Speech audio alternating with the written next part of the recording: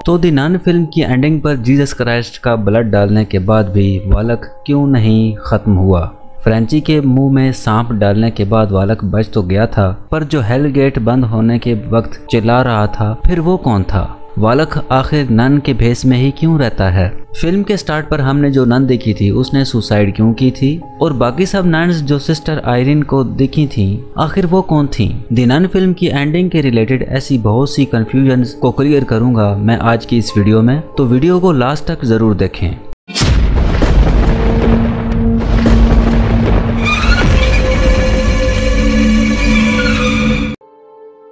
तो the none movie की ending को समझने के लिए हमें वालक को समझना पड़ेगा। वैसे तो मैं वालक पर एक वीडियो ऑलरेडी बना चुका हूँ, पर इस वीडियो में मैं वालक को द कॉन्जरिंग यूनिवर्स के हिसाब से ही एक्सप्लेन करूंगा। तो द कॉन्जरिंग यूनिवर्स के हिसाब से वालक रोमानिया की एक एबी में मौजूद हेल गेट से इस दुनिया में आया था और इससे इस दुनिया में लाने वाला एक राजा था जो कि तंत्र मंत्र और जादू टोना भी खूब जानता था, और इसी राजा ने इस एबी को भी कंस्ट्रक्ट करवाया था। अब वो राजा शायद जादू टोना इसलिए किया करता था ताकि वो नर्क से शैतानी शक्तियों को बुलाकर खुद ही इस पूरी दुनिया पर हुकूमत कर सके।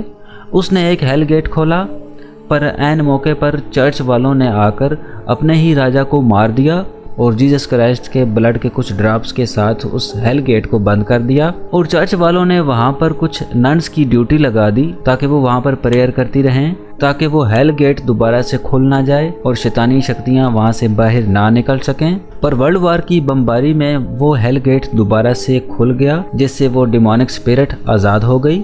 अब ये सब बताती है सिस्टर रोआना सिस्टर आयरीन को। तो वालक नन के भेष में ही आखिर क्यों दिखता है?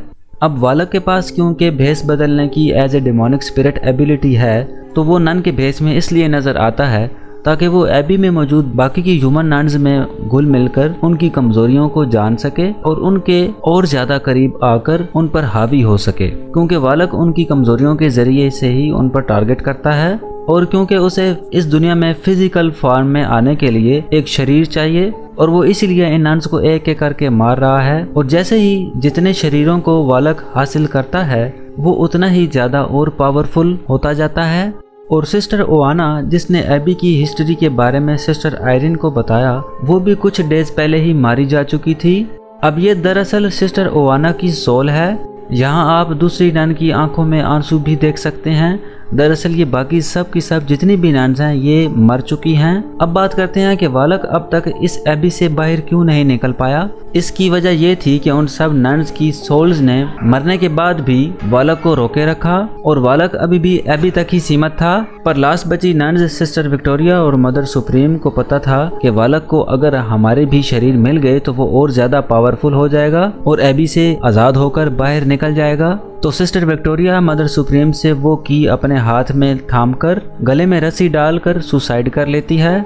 अब ये की दरअसल उस वॉलेट की है जिसमें जीसस क्राइस्ट का ब्लड छुपा कर रखा गया है। और हमने देखा था कि बहुत सी नन्स सिस्टर आयरीन को आकर कहती हैं कि हमें प्रेयर करनी है ताकि वो डिमोनिक स्पिरिट काबू में आ सके। सब नन्स रियल नहीं थी, बल्कि ये उनकी सोल्स थी जो कि मौका मिलने पर बार बार आकर सिस्टर आयरीन को वार्न कर रही थी। पर हमने ये चीज भी नोटिस की थी कि वालक ने मदर सुप्रीम की सोल को भी यूज किया था फादर ब्रूक को डराने के लिए। और सिस्टर विक्टोरिया की सोल हमें नहीं दिखी क्योंकि वो वालक ने पोजेस्ड ही नहीं कर रखी थी।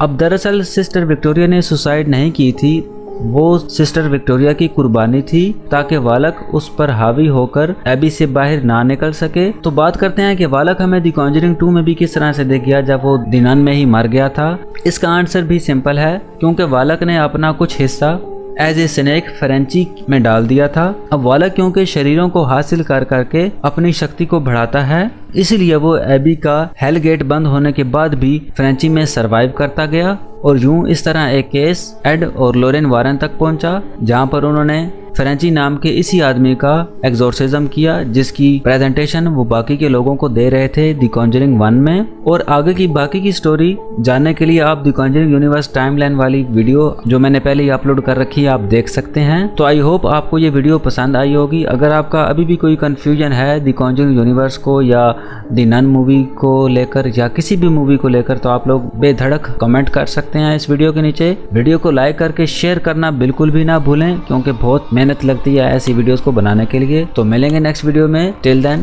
Bye. Cannot give you back your homes or restore your dead to life, but perhaps I can give you justice in the